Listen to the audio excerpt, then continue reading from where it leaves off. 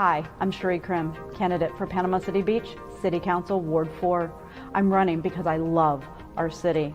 I have the experience and dedication to make a difference here. I believe our government should listen to and work for its people. I will be focusing on our community, our environment, and I will always be an advocate for transparency. On April 21st, vote for me, Cherie. My name is Cherie Krim, candidate for Panama City Beach, City Council, Ward 4. I approve this advertisement. Woohoo! Hello, hello. So I've got a new camera set up, so I know it's kind of different angle here. So I'm going to get used to looking at this new camera over here. But happy Tuesday, happy day after Labor Day. I hope everybody had a great weekend. I know we've had yellow flags and purple flags at the beach, so I hope that didn't hinder anybody's awesome weekend. So I'm excited to be with you. I am going to be doing a recap today. I'm going to go through and I'm going to share with you guys what's going on with the elections. And as we do that, I do want to make sure that everybody has seen the speech that I gave at the beginning of this year to our elected officials, because it does matter. So I'm going to bring that on real fast and I will be back with you. Yes. Oh my goodness. Thank you so much for actually saying that correctly. Cherie Krim, I have met both of Jay and George before, and I'm a member of many organizations and nonprofits here in town, as well as I own my own business. I believe that Bay County is one of the most beautiful places to live, and I know our community wants the freedom to be healthy, prosperous, and safe. Yet, we have some major obstacles here in our community for many people. One, we have already talked about the housing issue, but our housing situation is a disaster, as you're well aware. Look at households gone to replace our lower income housing. And let's be clear, $200,000 is not an affordable house for a lot of people here in Bay County. Now, so our community is comprised of many diverse people, yet many people are never heard here. And that's where it's time that we actually work together to create a community that works for all of us.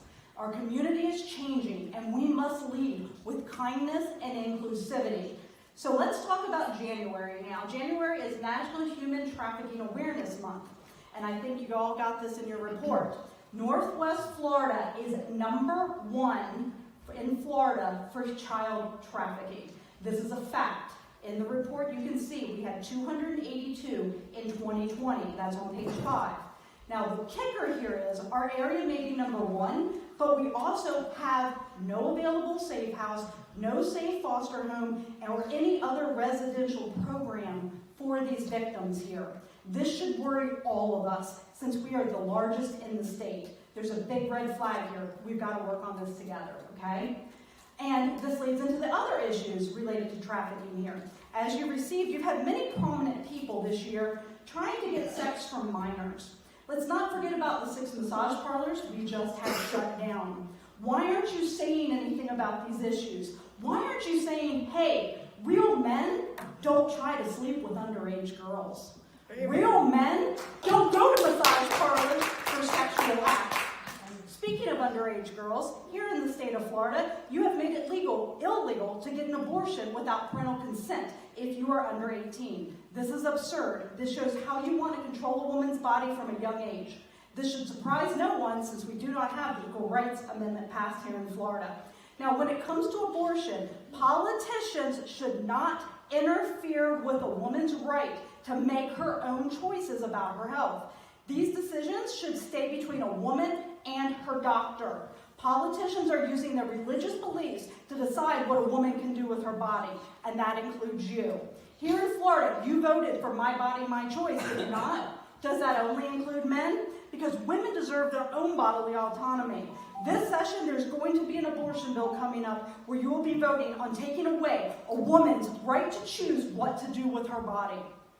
You can't have it both ways, gentlemen. Do we have individual freedom here in the state of Florida?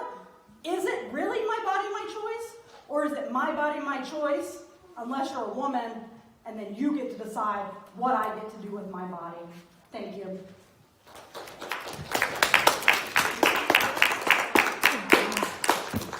Thank you, Ms. Krim. Next we have Alicia Ray. hopefully. There we go. Oh my goodness. And we all know that they actually did pass the bill to limit abortions to 15 weeks. And they made no clause for human trafficking, for rape, or for incest. And right there really shows how we are going here in the state of Florida. So let's talk about local politics. We just had a really big election, and a lot of people did not know about it, care about it, go and vote in it. And that right there makes me, I think, the saddest of everything. Less than 25% of our registered voters came out to vote in our last local election. And guess what we decided in our last local election? Who's going to be our state rep? We decided who's going to be on the school board. But you know what else happened in the last election? Numerous. Most of the positions went unopposed. So as I hear people always, and I do get tons of messages that come in as well, people don't want the good old boys. People want people that are going to work for them. But we are so party based here that we're not getting our head out from underneath all of the corruption that we have here. And the corruption that we're seeing here in Bay County, you can't say that it isn't coming from our elected officials. We know there's absolutely how many different FBI investigations. But the one thing people aren't saying is that when you dig into it, who are these people that are being corrupt? They're not Democrats. They're Republicans. And I know that's hard for us to want to hear in this area because we seem so party affiliated. But if we want to get rid of the good old boys, which I hear everybody say, then it's time for us to actually elect people who care about our area. And we have a chance to do that in our next election. We didn't do so good in this last election if we wanted that. But then again, it was two Republicans against each other. And, how do you know which one's good, which one's bad when a lot of the corruption has been coming from our elected officials who are Republican? And I know that this, take these words for what they are. I don't want corruption at all, but I will call out corruption if it's a Democrat, an independent, or a Republican, because corruption is corruption. And locally, we know what's going on. And I want to thank Brian Cloudis for actually coming out with a video talking about how he is going to be digging into the local corruption and listening to all of the voters here in Bay County. And I want to thank him for jumping on board and getting in this game with us, because keeping our elected officials accountable, there's not very many of us that do that. And when I jumped into this scene, starting to do it in 2017 and 2018, I didn't understand how far down this rabbit hole goes, but the deeper we dig, the more we find. And I'm not so sure that we don't have corruption everywhere in this county, right? We have so many investigations. So we have a chance in November to not reelect people in our area that would actually do the right thing. And I want to start off with first our state Senate seat. I know people have said numerous things about Jay Trumbull being a good old boy and those type of items. But when it comes down to it, do you really care? Because he's a Republican. Even though there is a woman named Carolyn Zonia who is much more qualified to do this job. Do you know who Carolyn Zonia is? Well, let's look her up, because I really want to share who she is. Because if we want things here in Bay County and we want to have things that work for all of us, it's time we start voting in people who aren't the good old boys. And Carolyn Zonia is not a good old boy, but you want to know what Carolyn Zonia is? She's a doctor, an ER doctor, y'all. And she actually, and I hope everybody, I'm going to go back here to my StreamYard. Okay, here I'm on the side and you can see it. Carolyn Zonia has been endorsed by the doctors in politics. And, to be out there to have that endorsement shows that she does care for our area. And the question is, we know, and we'll get to the Neil Dunn, Al Lawson here in a moment. Now, we know Neil Dunn voted against $35 insulin, right? Why? Because he thinks pharmaceutical should still make tons of money. I'm not sure, but he did. He voted against $35 insulin. I guarantee you, if a measure like that was to come up in the state of Florida, Carolyn Zonia would vote for you. Carolyn Zonia will vote for the people here in our area because she does care. So if you go to her, please go look, right? She is an amazing candidate. She talks about everything here and, doing something to help Overdose Awareness Day. She's got canvassing coming up. She has, I love this. Every child in Washington County from birth to age of 5 can get a new free book. And if you don't know about this, that's out there over in Washington County. Because remember, State Senate District 2 isn't just Bay County. It is some of the surrounding area. So, give it a chance. Please go look at other candidates when we want to have this us versus them and Republicans versus Democrats. How about we actually do what we say? If we don't want the good old boys reelected, we vote for somebody who isn't a good old boy. And I know darn well, if everybody that voted for Brian Cloudis and every Democrat and independent were to vote for Carolyn Zonia, she would win. And you know what Carolyn Zonia would also do being part of the Senate? She would make sure funds like the Sandowski Fund. Does anybody know what that is? That is actually the fund that was created to help areas with low and moderate income housing, to help areas with that. What have they been doing with the Sandowski Fund? They haven't been spending it on what they should be. And why is that? I don't know. Maybe we should ask Jay. He knows what they were doing with the House budget and what they decided to do. But there's so many things here that if we want a better Bay County and we want a Bay County that's going to work for everyone, Carolyn Zonia is that person. And she is such an amazing person to talk to. So if you haven't met her yet, I hope that you do. I know that she will have multiple events coming up as I'm just like scrolling through here.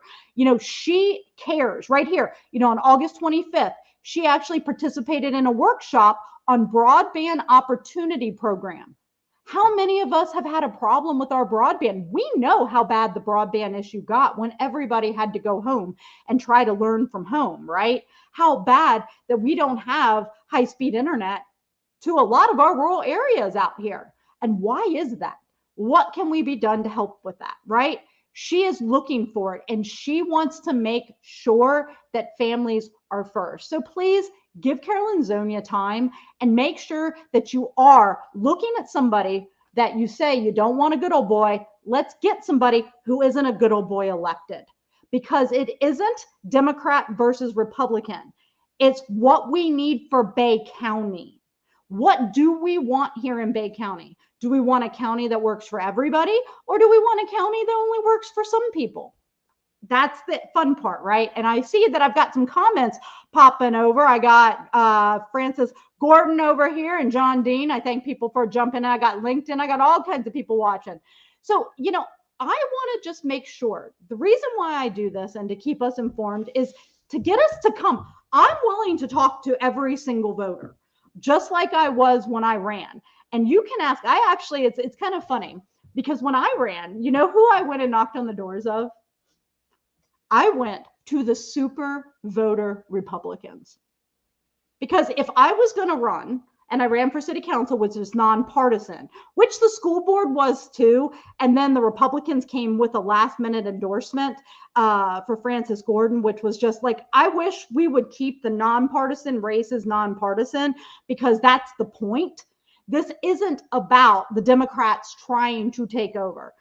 The Democrats, all we want to do is help the community become stronger. It's not about how much more money we can make or what you hear at the national level. All politics is local, and I want you to sit down and figure out who is out there running the nonprofits in this area, who is donating their time and doing these things. I got to tell you, I'm in a lot of different organizations, and I don't see a lot of Republicans at these at these events, or if they are, they're not saying that. But what I am finding is that there's a lot of people that are independent and Democrat who are out there helping. And I think as a community, we got to get rid of the labels. We really like our labels here, but let's start working for all of us together. Now, I want to go and let's start looking at the races, and let's see. I'm going to share my screen and we are going to start looking at what happened in the local races. And we will go to the supervisor of elections home. I think we all know this, and they already did their audit. Everything is here. So you've got your post-election audit and you have your primary official results. So when you go to the primary official results, you will see, and I know I clicked on it. Did it pop over on the screen? It's not. Oh, I have to share. It popped over into another screen. So I gotta stop sharing this one and start sharing that screen. Because in fact, I'm just gonna do my entire window screen. That way you guys can see all the stuff over here on the side. I don't really. Nope, it won't even let me do it. Weird. Okay, there we go. Entire screen. All right. Yay. Oh, that's really fun. Okay.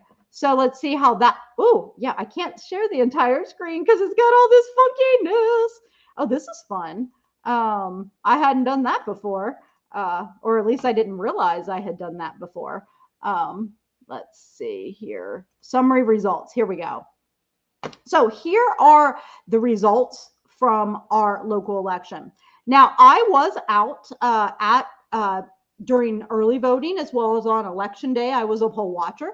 It was really interesting to see people that came into the areas that didn't know that their voting location had changed. So if you haven't voted yet, I'll tell you, it's weird because the Cove is right there, and I was at the Glenwood Community Center voting location, and it was interesting because the Cove actually doesn't go to Glenwood. The Cove goes over to the 11th Street SOE office to do their voting. So when you guys make sure you know where you need to vote. Early voting, you can go to all the locations, but I know we had at least 2 that came at the end that were never going to make it to the other voting location. And it made me sad they weren't able to vote, but it also was, they came to the wrong voting location on election day and there wasn't anything that could be done at that point.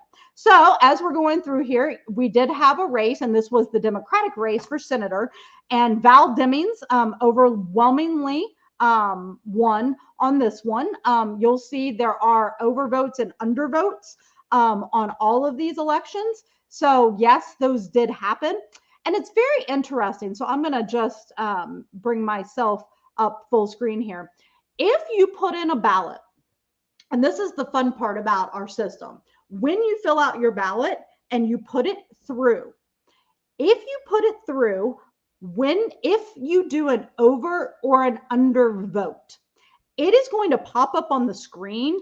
And then that election, the poll worker is actually going to come and talk to you and say, hey, this ballot is incorrectly filled out. Would you like me to spoil it and get you a new ballot? I can tell you, I saw multiple people be told that and were like, oh, well, doesn't matter. Then I had other people that were like, oh my goodness, I didn't mean to vote for 2 people within that race because that happened quite a bit. I only meant to vote for 1. So they can spoil that ballot and give you a new one so that you can vote the way that you need to vote. Now, the voting by mail, you're not going to get that because it's a vote by mail. But if you're at the location and you're putting that in, absolutely, you can do that. And I'm going to go ahead and get rid of those comments. All right.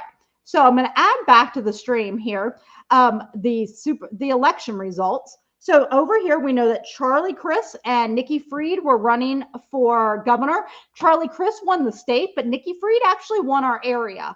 And I do want to say this. Anybody, back to partisan versus nonpartisan issues, one thing that's going to be on the ballot in November is both Charlie Crist and Nikki Fried, anybody running, they all said they would legalize recreational marijuana. And so, not to say that that's going to happen on day one, but all of the people out there, because I know people believe that this should be legalized, anybody who's out there that believes in recreational marijuana or wants the legalization, it was supposed to be on our ballot. It was, we got the signatures. The organizations got the signatures that they needed to put on the ballot.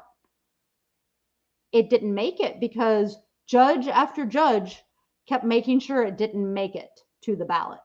Why is it that they don't want the citizens of the state of Florida to vote on recreational marijuana? Because really, that's what should have happened. And I think we all agree at the country level, as the United States, we need to get rid of the laws we have out there, because there's some things there that, the third time and throwing people in jail for minor drug offenses. The time has passed. It's time for us to move forward. We need to let people out of jail. Marijuana is not a gateway drug. It is not something, there's so much research out there. So, all right, back to the page here. Here we go. Having fun playing this around. We have Aramis Ayala. She won as the state. She won locally as well, but she is the person who's going to be running for Attorney General. Now, I really hope that she does more than the current Attorney General has done for human trafficking. And I say that in the way that in 2020, all kinds of rules became effective for human trafficking, such as the rules that if you have a hotel or motel, all of your employees need to be trained yearly and within, I want to say it's 6 weeks of hiring. Well, nobody's paying attention if they're doing it. I know locally here, our task force for Circuit 14, we've been taking it upon ourselves to get the training out there, but I'll tell you, people aren't coming. So we've created this law and it has a fine associated with it, and we are not enforcing it. So I would like us to actually do something about that as we go forward. All right, next up, down to Commissioner of Agriculture. Naomi actually won that race as well. And we have a woman running for Commissioner of Agriculture from the Democrat side.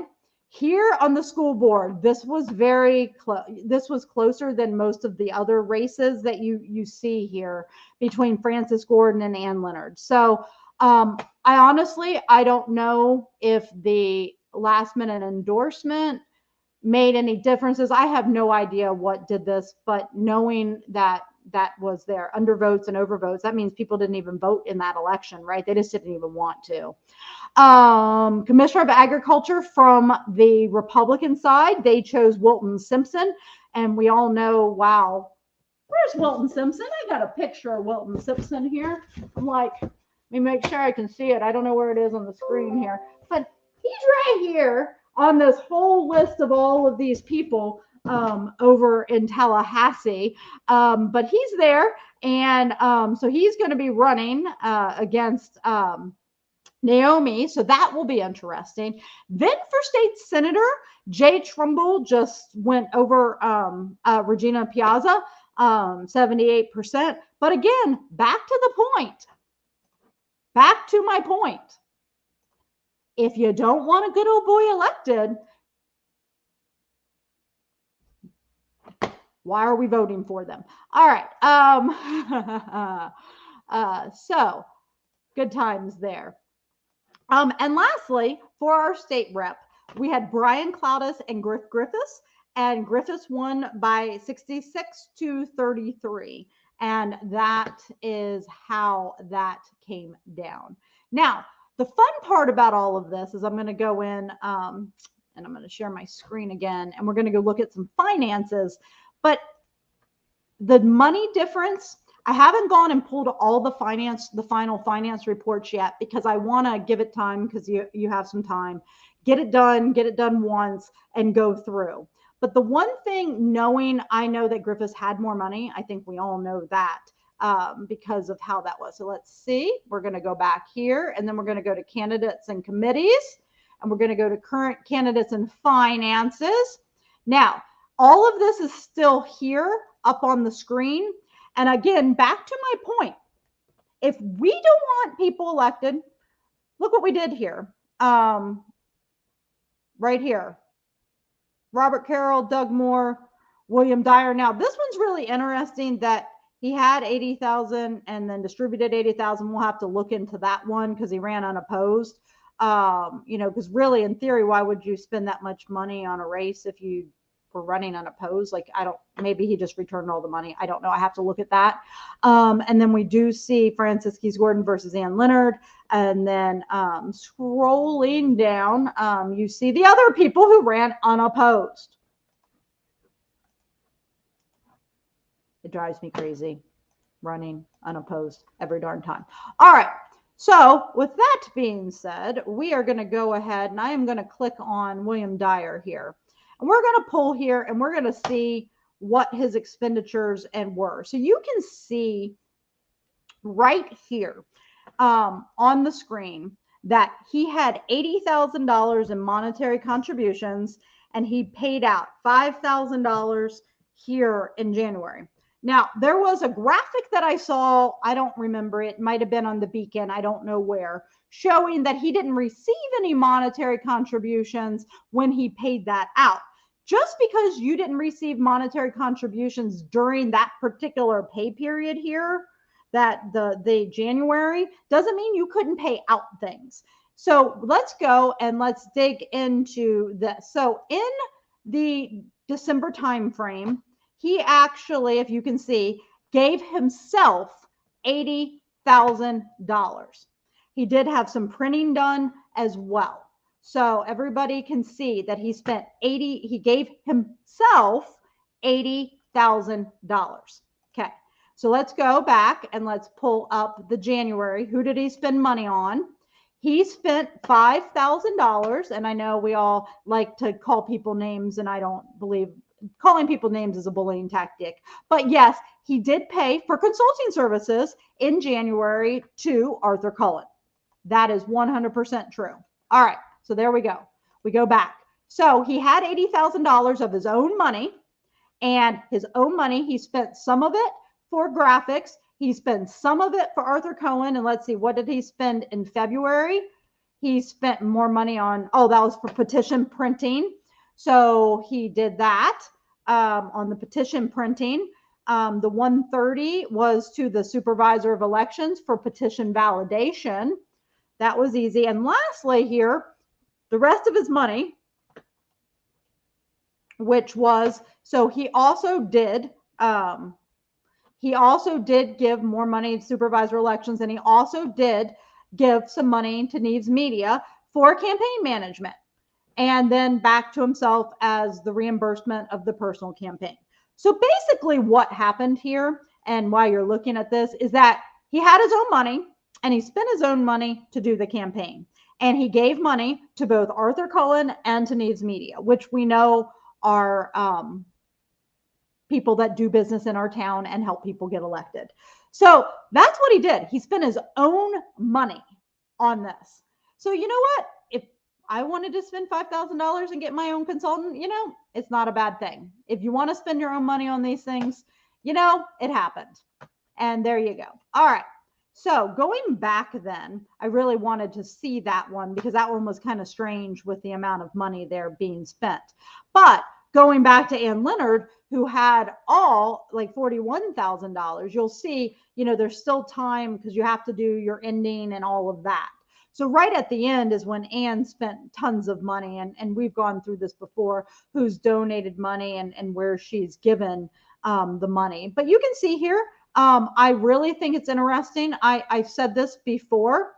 Why are we not using local people to print our stuff, or at least have it go through somebody local? Because it does matter that we spend our money locally, and it drives me. I spent my money locally on my signs and how I've done things. It matters that you're spending it locally. So it does make me sad that you see those things, but it is how our elections go. So I will go back and I will pull all the rest of this after they do the ending, and we will do one final quick of who, what, when, where, and all of that.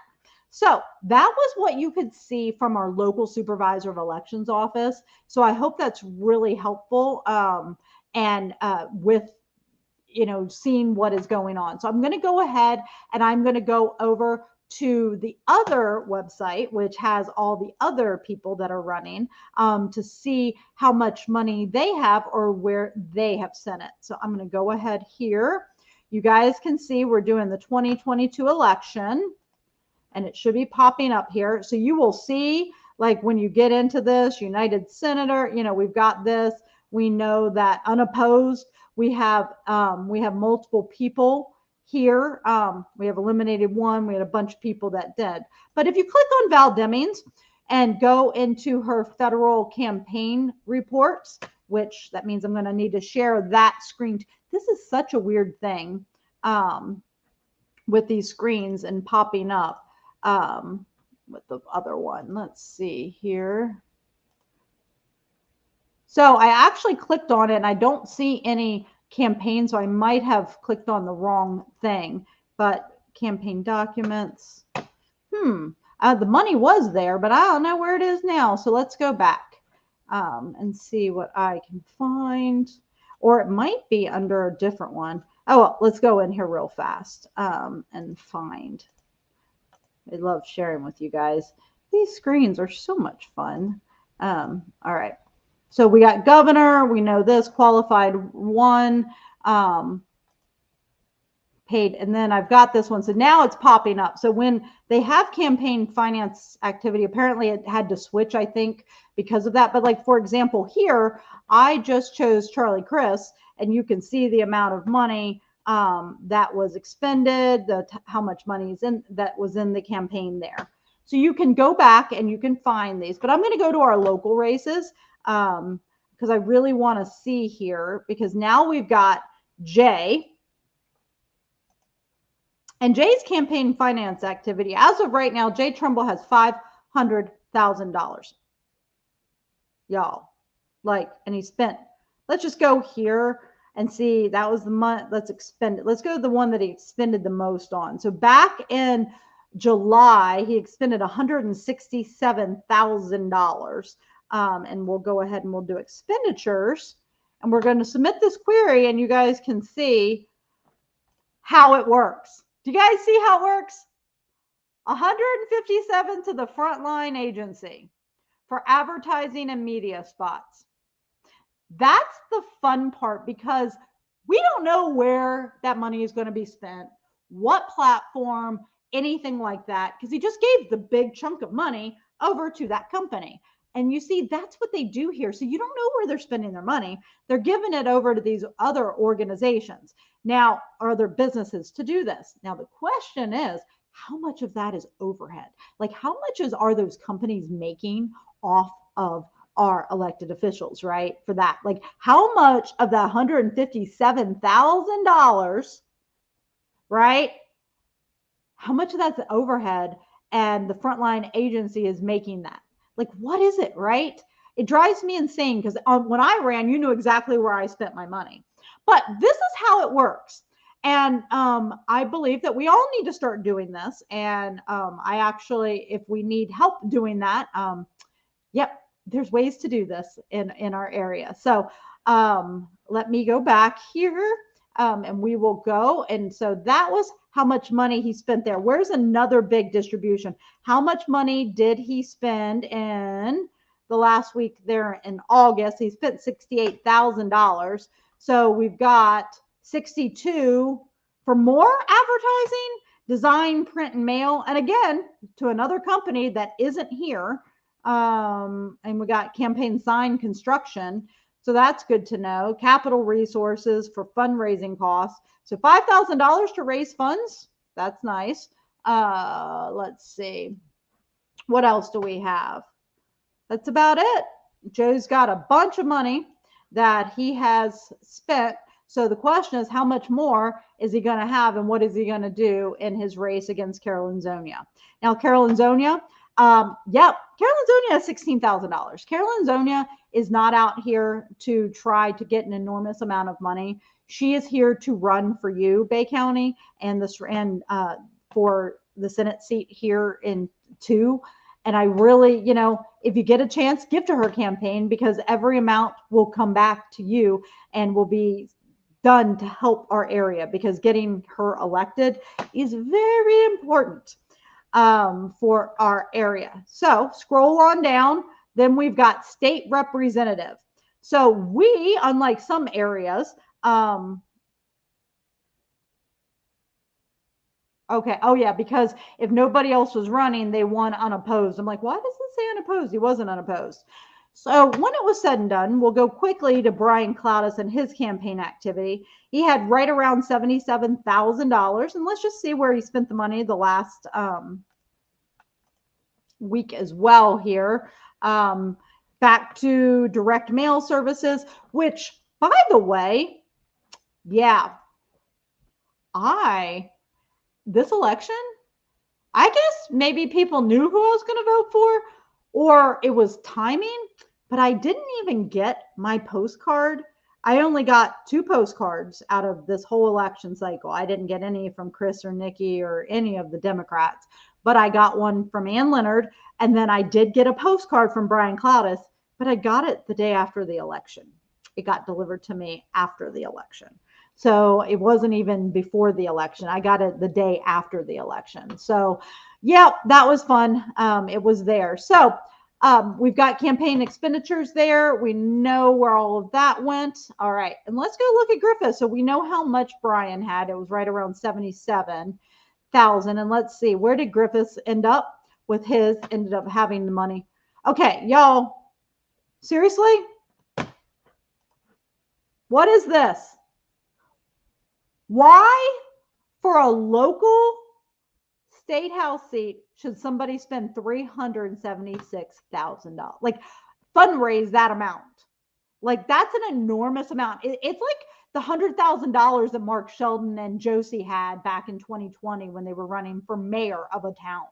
Like, this right here is insanity. Like, wow. All right, so let's go see where he spent the most of his money. And let's go back here to the July.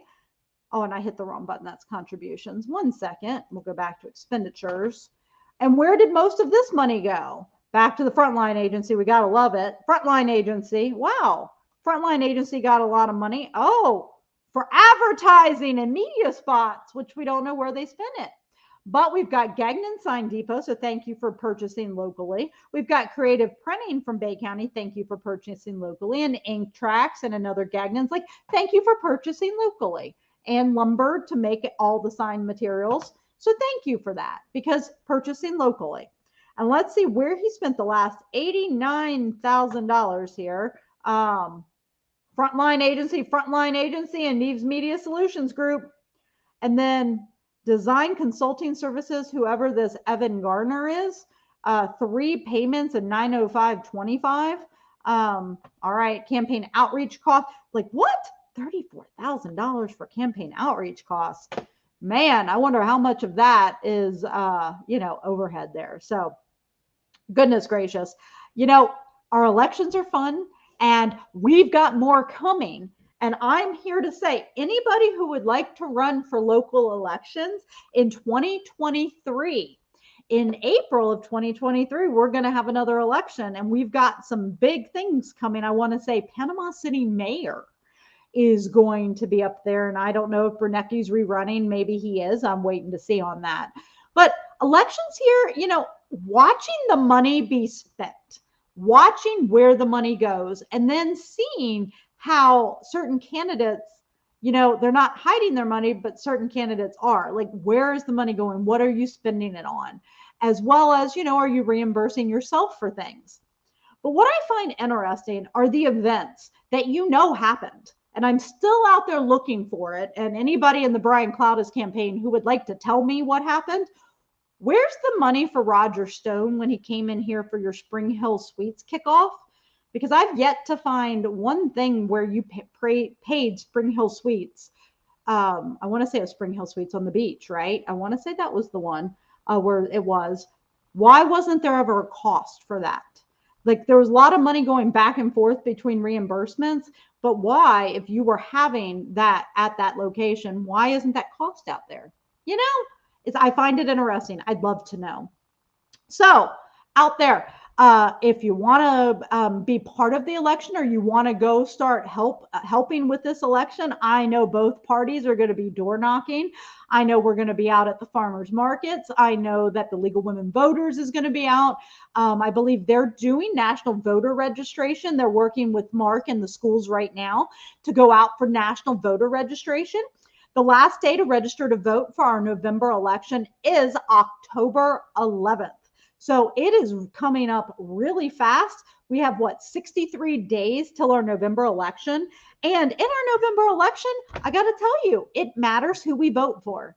If we want people that care about our area and that people who will work with us, we need to elect people that are going to do that. And locally for our state Senate, that's Carolyn Zonia. And we've got to whatever it takes. Carolyn will talk to anyone. So I ask everybody who's unsure, if you want Carolyn Zonia to be there, ask her questions. She is more than willing to do it. And I know that there's going to be a debate, right? We know there will be a debate by the League of Women Voters that will come up, and it just get involved and be there when Mark tests the equipment. So I don't want, when we talk about election fraud or the 2020 election being stolen, I understand we want to worry about other states, but let's worry about ourselves locally. And if you want to learn how it works, Mark shows you. Our SOE is 100% willing to show you. It's awesome to be there. Just like I told you guys before when I was there with the other Democrat and Francis Gordon, it's so important to be there and to see how it works because it's our area. And we should trust our SOE and we should work with him. And doing that makes everything better. So let's pay attention locally. Let's vote people in that want to help Bay County and not try to take away rights from people.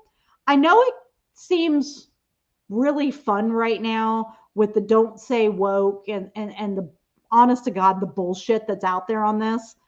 Why can't we just let people live and have their lives? Why does everybody want to make assumptions and do things? Because let me say this, and I've said this before, the pedophiles and the groomers in Bay County are these men out there trafficking the children. They're the ones out there. I mean, go look it up. The amount of men that we have caught soliciting sex from a minor, that's where they are. It's not coming from the LGBTQ community or the drag shows, which, by the way, there are so many drag shows here. I couldn't be prouder of our area. So if you haven't ever been to a drag show or drag bingo or drag anything, you know what? It's an awesome time, and I hope everybody gets to come out. So with that being said, I want to thank everybody for joining in. I think a couple people stayed on. I don't know if there's any questions, but getting involved in the process, absolutely, Francis, getting involved in the process and being willing to run for something. So I will say this, and I have said this to everybody who has ran. Thank you for running. Thank you for taking your time to go out there and to be part of this process, because running for office is not easy. It is a lonely thing, even though you might be surrounded by people. You're the one that is out there doing it. And I thank every person who has ran for an elected position, and I will thank everybody who's running in the future. So if you do want to get involved, if you want to run for something, or if you even just want to learn what it takes, I'm here to help you. This is something that I am very passionate about, and getting good people to run. Because I know when we get good people elected, when we stop electing based on your political affiliation, which I said before, political affiliation, FBI investigations, it's important that the person cares about this area and is willing to do the things for the area. Now, I do want to say, I think there should be limits on how fast you can run for something when you do move to an area. Because it's happened in a couple races. I know people brought it up with Brian Cloudis, but I really think if you're going to run for an area, you need to have lived here for a minimum of like 4 or 5 years. or owned property or something along those lines, because we need to know you're invested in this area and that you just didn't decide to come and run for something. And I'll tell you, the same thing happened with Rebecca Jones over in Gulf Breeze and in the Pensacola Escambia area, because she was in Tallahassee and she moved up to the DC area and then she moved back over there. And it upset people that she was able to run really fast in that area. So just something we can think about going forward. What do we want? Now, I want to say term limits, especially on local politicians, is something that I think we also should be advocating for, because I know on the beach, you only get 2 terms. Imagine if you only got 2 terms on the county commission, right? I think every council out there should have term limits. And then that way, we also make sure that the same people who have been doing the bad things, all the FBI investigations, are not going to get reelected yet again. Or maybe not, right? Maybe they will not run again. I don't know where all these FBI investigations are going to go, and neither do you, but we can't wait to find out. So everybody have a great Monday evening. Get involved with your local party. If you'd like to get involved with the local Democrats, I'm here to help you. And if you're anybody who wants to run for office in any position, I would love to talk with you and help you do that. Because if you want to make Bay County a better place, that's what we need here. And we need people who are not going to be corrupt and are not going to be taking money, and people who aren't getting our bed tax money. Sorry, Mark Sheldon, running a business and getting so much of our bed tax money is a hard thing. So, all right, everybody have a good evening. I will see you in a couple weeks. Yay. Bye.